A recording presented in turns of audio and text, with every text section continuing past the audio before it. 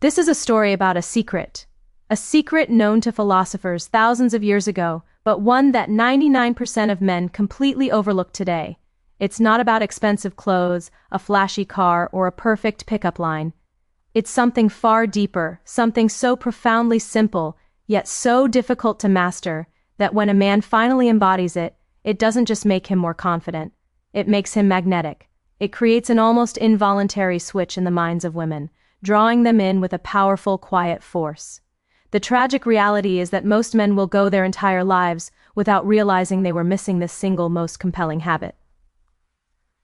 They will chase endless temporary fixes, the dating apps, the gym routines, the forced bravado, while the answer to genuine, effortless attraction lay dormant within them all along.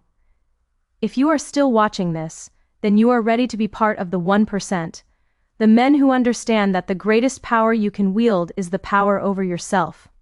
The vast majority of men today are living in a state of constant low-grade internal chaos. They are slaves to their instantaneous emotional responses. Think about your average day. Traffic cuts you off, and you lash out with uncontrolled anger.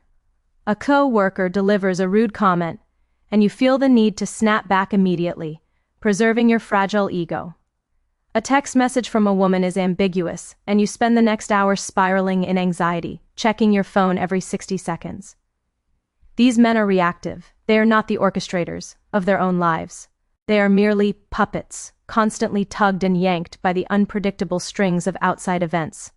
They are dependent on external validation for their emotional survival, and this desperation, this fragility, creates a tremor that women instantly sense, often without being able to articulate why it makes them feel unsafe or simply small.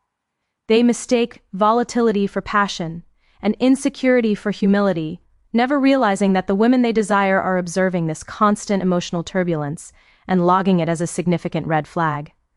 They are looking for an anchor, and these men are proving themselves to be nothing more than a drifting buoy. What is the habit? It is the core practice of Stoic composure, the habit of cultivating an unshakable internal locus of control.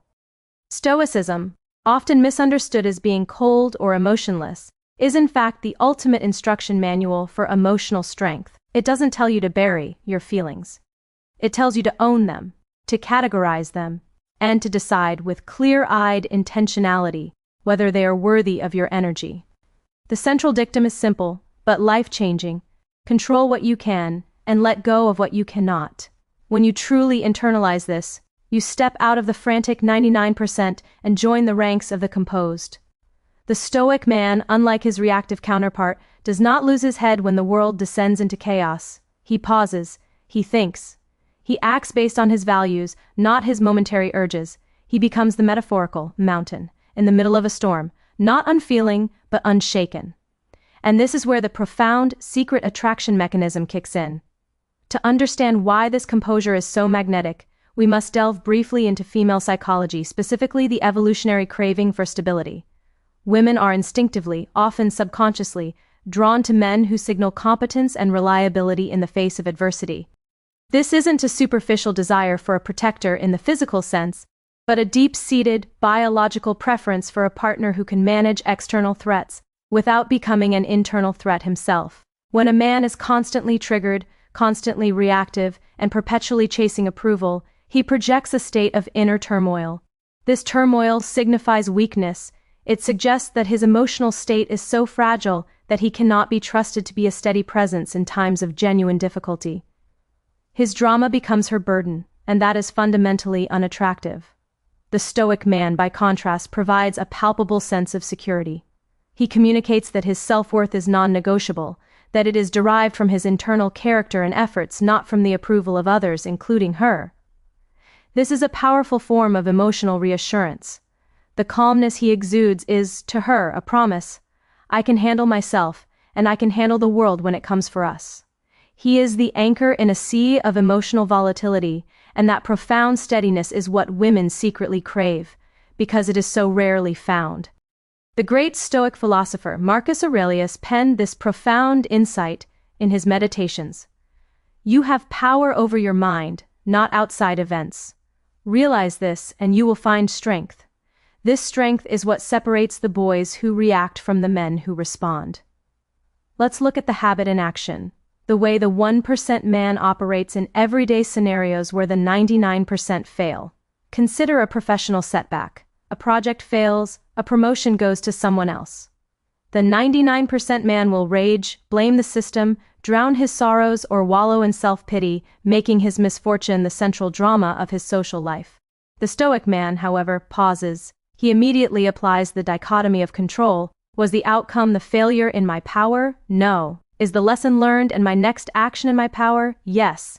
He focuses on the latter, not wasting an ounce of energy on the former. He maintains his composure, his self-respect intact, and immediately pivots to planning his next course of action.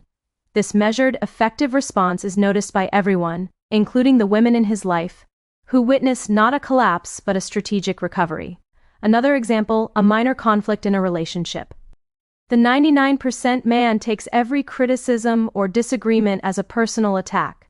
His ego is fragile, so he becomes defensive, escalates the argument, and turns a molehill into a mountain of emotional distress. His reaction is driven by the immediate need to feel validated or right. The Stoic man recognizes that the other person's emotions are not within his control, and neither is their interpretation of events. Instead of reacting emotionally, he responds strategically. He remains calm, validates her feelings without necessarily agreeing with her conclusions, and focuses only on his own actions and his goal, productive resolution. He asks himself, does raising my voice deserve my energy, or does listening intently better serve my value of a peaceful relationship? This ability to stand steady under emotional pressure, to be the calm center during the storm, is perceived as masculine strength, not coldness. It is crucial to understand that this is not about becoming a detached robot. It is about choosing your battles and investing your emotional energy only where it will yield results, which is almost always on your own character and actions. The Stoic is not afraid of emotion. He is merely afraid of unnecessary suffering, which is often self-inflicted through reactivity. The habit that the 99% ignore is simply this: the pause. It is the fraction of a second between stimulus and response, a space where true freedom resides. When a trigger occurs, an insult, a disappointment, an instance of rudeness, the 99% man instantly fires his emotional weapon. The 1% man takes a beat. He creates space between the event and his conscious self, and in that space, he asks the critical question, does this deserve my reaction? Or even deeper, what would the highest version of myself do right now? This deliberate choice to regulate his inner state is the defining feature of the magnetic man. He doesn't need to be loud or performative because his internal composure speaks volumes. He commands respect not because he demands it, but because he embodies it. He is not desperate for attention. He is simply living according to his own robust values, and by doing so, he becomes the person worth paying attention to. This is the great paradox of attraction. The moment you stop chasing validation, you begin to effortlessly attract it. The moment you stop seeking external approval, you become internally approved. And that non-needy self-possession is the most powerfully attractive force known to human psychology. This mastery is a daily practice, not a one-time epiphany. The 99% will watch this, nod, and go back to their habits of knee-jerk emotional chaos. Because sustained self-improvement is hard. But you're here because you recognize the profound truth that your external reality is simply a mirror of your internal state. You want to be the man who is composed, confident, and utterly in control of the only thing he ever truly can control, his own mind. So, I leave you with a challenge, one simple assignment to begin your journey into the 1%. The next time life throws chaos at you, however minor, whether it's a minor inconvenience or a major disappointment, you will pause, you will breathe, you will ask yourself, is this in my control?